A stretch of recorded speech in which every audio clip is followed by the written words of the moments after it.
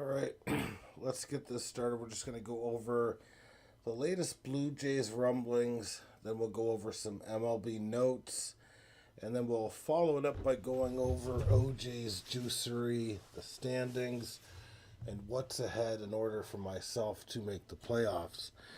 Hello, Sage. How's everything going up there in Kingston? Get any good donaires yet? Have you been to Fat Bastards lately? This is the stuff I need to know. Anyways, for Blue Jays news, we've got Ricky Tiderman's contract being picked up. He is now going to be on the 40-man roster. I do look for him to contribute at the MLB level this year, barring any setbacks. Last year he was coming off a serious injury, obviously Tommy John, which happens all the time. We read the Fat Bastards. Says, I had Fat Bastards and they fucked up my order. Well, I'm really sorry to hear that. Please do explain in detail what Fat Bastards did to fuck up your order. I'm very interested in hearing that. But Ricky Tiderman, still not sure yet. They're probably going to try him as a starter before converting him to a reliever. If they really think that, the best move for him, for health purposes, is to move him to the bullpen, I can understand it. I still think he's got a huge upside in the rotation as well. Nick Sandlin, of course, who we were trying to designate to our AAA affiliate, the Buffalo Bisons, has elected free agency. He will no longer be with the Blue Jays. Good ERA in his career, 3.19. Absolute garbage this year, and injured. His velocity was down, I think, 4 miles per hour, which is significant. We just didn't think it was worth the risk of having to pay him, $4 to $6 million in arbitration. So that does make sense why the Blue Jays would pivot off him. In terms of Bo Bichette, we're hearing that the Red Sox are interested in signing him. Now, if they're going to sign Bo Bichette, that does mean he's going to have to pivot off of shortstop, either to third base or second base. So I'm not sure he's going to be enthused with doing that right away. I still think the Blue Jays are the favorites to sign him, and many executives in the league, rival executives of the Jays, do think that we are the favorites to sign Kyle Tucker. I certainly agree with the sentiment. Wouldn't be overly surprised if we signed both Kyle Tucker and Bo Bichette. I know that's, likely not to happen, but it would not surprise me whatsoever. I think Kyle Tucker fits our mold. Doesn't strike out, good on base percentage, plays defense, makes a ton of sense. And I do think the Blue Jays do have a backup plan if they're not able to secure Kyle Tucker's services. I think their backup plan would be Stephen Kwan. Plays Gold Glove defense in the outfield. Very good speed. Very good contact ability. Good on base percentage as well. If they don't sign Kyle Tucker, I can almost guarantee they're going to trade for Stephen Kwan. I think he's got 2 years left. The Cleveland Guardians are not going to re-sign him to a deal because they are a cheap franchise that do not like to spend money. So I do look for the Jays to pick up either Kyle Tucker or Stephen Kwan this offseason. We'll see if I'm right. Both guys fit the mold for what we're trying to create here. What will that mean for Nathan Lucas? That would probably mean Nathan Lucas is being dealt in a package for a bullpen arm, which isn't going to surprise me. He had a great year last year. Has a bit of trade value, not much. So all you're going to get is a bullpen arm for him. In terms of major league stuff, you got a lot of things going on. I'm not going to go over them all. I'm not going to go over every contract that was selected by 30 Major League Baseball teams. That's just foolish. I'm going to go over any moves that seem like they might have some significance. The only ones being made were from the division of the Blue Jays in the AL East, but I'm just going to quickly scroll through my feed. Here is one of them. So the Tampa Bay Devil Rays acquiring right-handed pitcher Jacob Kisting from the Twins for, I guess, right-handed pitcher Eric Orze. And kind of makes sense in a way. Tampa's good at scouting guys out. This guy had a 3.80 ERA, was drafted in the 14th round of the 24 MLB draft. So, young guy that obviously they like, and you never know with Tampa Bay. They might get it right there. Interesting guy to be designated for assignment by the Oakland Athletics.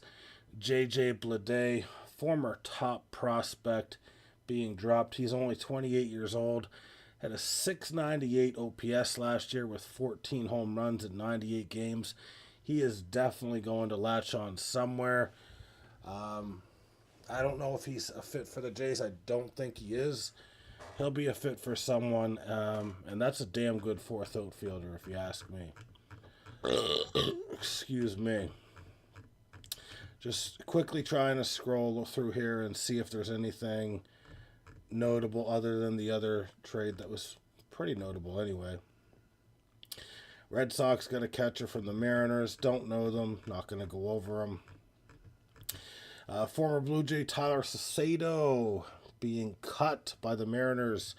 Terrible ERA last year, 7.43 across 13 and a third inning. But he has shown in the past he can be decent against lefties. He'll latch on somewhere. Don't think that's the kind of lefty that the Jays are looking for. Red Sox acquiring Braden Wood from the Rockies for Brennan Bernardio. Don't know the guy's, not going to go over him. White Sox making a trade here, not going over it. Interesting. The Rays designated Jake Fraley for assignments. A good little platoon guy. I think he used to be based out of Cincinnati. He'll latch on somewhere as a platoon player. And the big haul that Tampa Bay got in 2024 for Isaac Paredes, Christopher Morel being dropped. The 26-year-old who hit 14 home runs last year. Definitely going to latch on somewhere. Does have power potential. That average scares me a little bit, 208. So, good little gamble for someone who needs a DH, in my opinion. I wouldn't really play him on the field. What else do we have here? More trades. Rays, White Sox. Not going over it. I don't think these are big trades. Hopefully not. Michael Toglia being designated for assignment. What's he been doing? So this guy's got some power.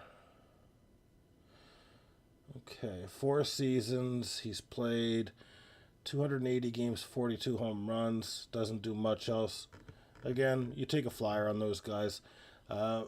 Alex Lange was a pretty good reliever not too long ago. I believe he was the closer for Detroit. Not this year, obviously, but I think the year before that. 30 years old, coming off lat issues. Potentially a buy low guy for someone. And this is the interesting trade that was made today between Baltimore and the LA Angels. You've got Grayson Rodriguez, pitcher, formerly of the Orioles, going to LA in exchange for Taylor Ward. Taylor Ward was not very good with the bat in terms of batting average, but he did hit 36 home runs this year. Now, I do not believe he's come close to that. Usually, though, he's been a much better average hitter. So he is going to join Colton Cowser, Dylan Beavers, Tyler O'Neill in the outfield. So maybe even Heston Kierstad is going to, be a part of the mix as well. So the Orioles trying to bolster their offense, but I feel like Grayson Rodriguez, who has a 4.11 career ERA, former top pitching prospect, still only 26-year-old, it's a lot easier to find a Taylor Ward than it is a Grayson Rodriguez. So I've got to give the Angels credit. The Angels usually terrible in terms of running a franchise. Absolutely dreadful, in fact. Just do some of the dumbest shit you ever see. But I think they made a good trade here. I mean, this is a good flyer to take if you're the Angels, in my opinion. That's pretty much it for the moves. In terms of qualifying offers, you had 9 players rejecting them. Those players being Kyle Tucker, Kyle Schwarber, Bo Bichette, Framber Valdez, Dylan Cease, Ranger Suarez, Edwin Diaz, Zach Gallen, and Michael King. No surprises there. The players that accepted were Trent Grisham. That does not surprise me. Glaber Torres, that surprises other people. It does not surprise me. Needs to put together more body of work, in my opinion. Brendan Woodruff seems like he might have left some money on the table. And also Shoto Amanga. So that basically rounds out the MLB news. In terms of OJ's Juicery, we've got big news here. So let's go over the standings first. Matchup second, Scandal third. So Patchwork Pigskins 9-2, firmly in first place. Deflate These Balls 7-4 in second place, alongside Tommy Callahan's Auto Parts third place. Hard Count Net 6-5 in fourth. TD's In Your Face 5-6, along with Butt Fumble Safety in sixth place, 5-6. Myself currently sitting in second last place, 4-7, alongside Tim Tebow Bible Club 1-10. The matchups this week: myself up against Deflate These Balls, projected to lose by a lot. You got Tommy Callahan's Auto Parts up against the low-lying fruit that is Team Tebow Bible Club. Definitely going to get the win there. Patchwork Pigskins up against Butt Fumble Safety. I do potentially, depending on how this scandal is resolved, need Patchwork Pigskins to win this. And then I need to also bank on Mother beating TD's In Your Face. Potentially. But the scandal that I talk about, I need to go back to Discord here. And I'm going to read what I was sent verbatim at 1:03 p.m. Eastern Standard Time. And I quote Al Pufferino, also known as at Battle Puffin, also known as Sage, says, "This is the biggest week of your friggin' life, mate. If you lose and Corpse and Zao win, you are out." But goes on to say, "I'm sure if you ask Dan, he'll take the fall for you since he already clinched. I'll turn the other way." Because of these comments, this is much like Emmanuel Clace. We need to take this very seriously. So Sage is facing a lifetime ban from Yahoo. He has lost his playoff spot. So I have guaranteed the 6th seed based on this. Now I just need to figure out if it's a lifetime ban from Yahoo. I kept it going. I said I would bag, but I said LMAOO. That means I was joking. You could clearly tell. I didn't throw any laugh emojis on any of the messages you said for a reason. If I need to screenshot these, I can, Sage. I can screenshot them and I could potentially paste them right in here. Let's see if we've got the capabilities here.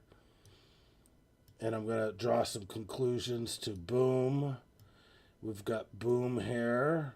So you clearly know that this is a joke. And let me just see if I can send them right in here, please. They don't allow the copy-paste function to work.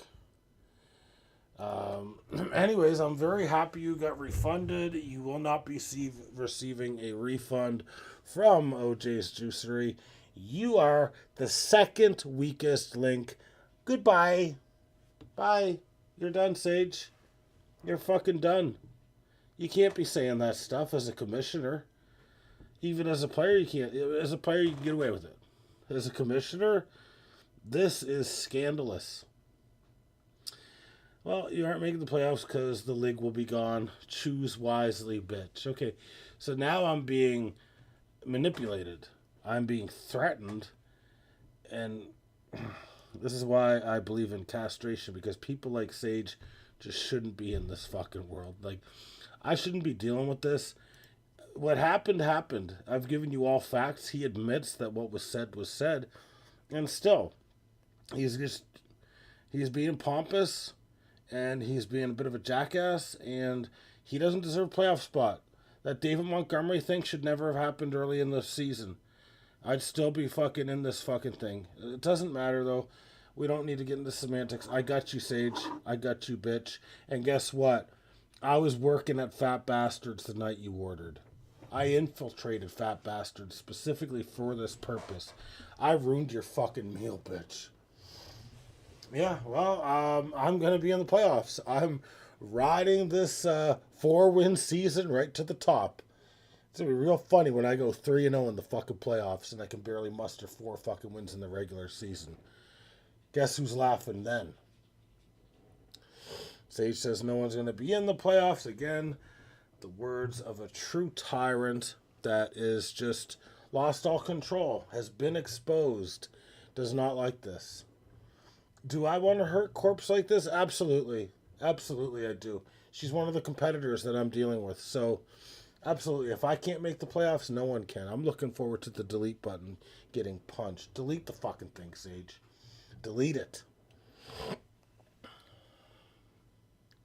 No one's going to hold anything against you except for probably Katrina, probably Dan, potentially Mother. 3 people that you're going to piss off. They might never join us again. Now, I might consider not banning you, Sage, if you hit the like button, but I need 2 more likes because you guys didn't hit the like button. So, if you guys want to hit the like button, the link will remain intact while I do a private investigation and I figure out the best route to take that is in the best interest of everyone. Sage is like, I don't want to hurt Katrina, but Dan can frig off. Wow.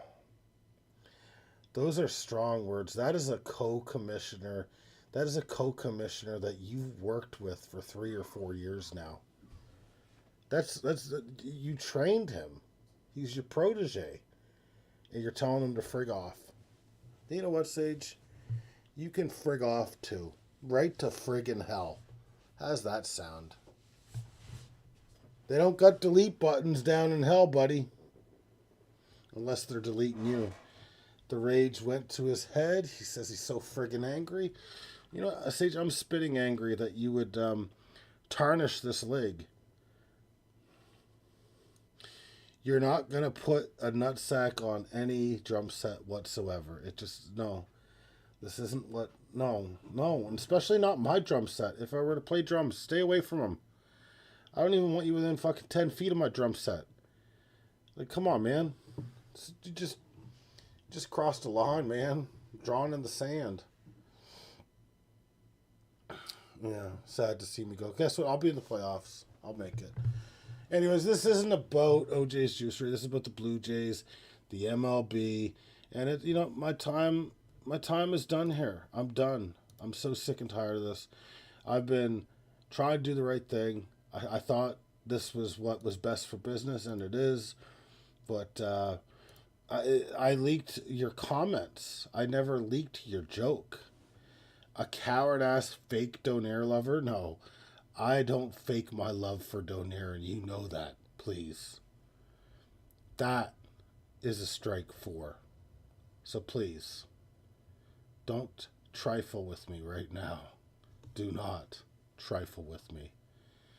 You can say anything you want against me, but you don't capitalize fake Donaire lover. No, I'm going to. No. That was one time. I was trying to change things up. It was one time. It was a Beyond Meat Donaire, and it tasted beautiful. It reminded me, they had it wrapped in little crepes. They put a little bit of maple syrup in it as well. It was beautiful. Tofu is garbage. Even though I've never had it. It's garbage. Fake food right there. We don't eat fucking tofu in this fucking home. Sage, if you can prove your allegations, then I agree. I am worse than you. I am a Donaire enthusiast. And, you know, I was going to announce tonight that King of Donaire was, Nathan had reached out to his guy there that he does jiu-jitsu with, and we were going to announce that, you know, they were the official sponsor of the Thundercloud. Instead, I've just received a text saying they're no longer interested because of your comments. Because they think I'm a fraud too. A fellow donaire enthusiast would never throw another fellow enthusiast under the bus. I guess I probably should have thought it through. All right. You got me, Sage. You win. You're going to go to the playoffs. And I'm going to be sucking on a donaire, just looking at the scores, thinking of what could have been because of David Montgomery's stupid fucking run. Sorry, Sage. It's all right. You win. You win. You created a scandal.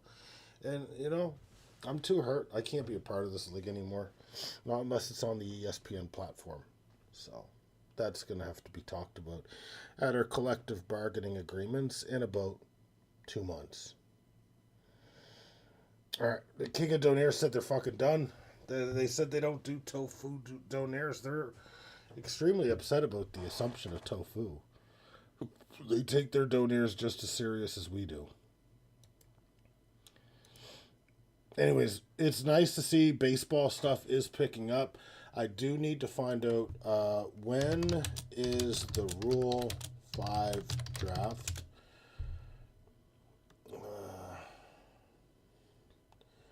Okay, so Rule 5 draft will take place on December 7th to 10th. So that's a little bit of a ways away. It is a good way to find some relievers buy low. That's the only thing I look for at the Rule 5 draft is the opportunity to add some relievers. So that's a little ways away. Baseball's a bit of a grind, so we're going to be talking rumors for a bit. But mark my words, I think Bo Bichette's going to get done. He'll be with the Jays. They'll pay him a boatload of money. B, I think Kyle Tucker or Stephen Kwan comes to the Jays. And we just read here. There's nothing to talk about. It's already going back to ESPN. Thank God. That's breaking news. He doesn't eat tofu, King. I'm sorry. I will set my football lineup. Absolutely. I will get her done. I will get her done tonight. Anyways, it is time to call it. Let's call it here. We had a bit of a late start. Stream went longer than expected. Honestly, I was expecting a good 10 to 15 minutes. And the scandal kept us here, I think, another 12 to 15 extra. So, I think it was a pretty good stream. All right, guys. We'll be back at it tomorrow. You guys have a good night. Sage, I hope you choke on a tofu donaire. If you're eating them. Because you should be eating real donaire. And you believe me there. All right. Good night, guys.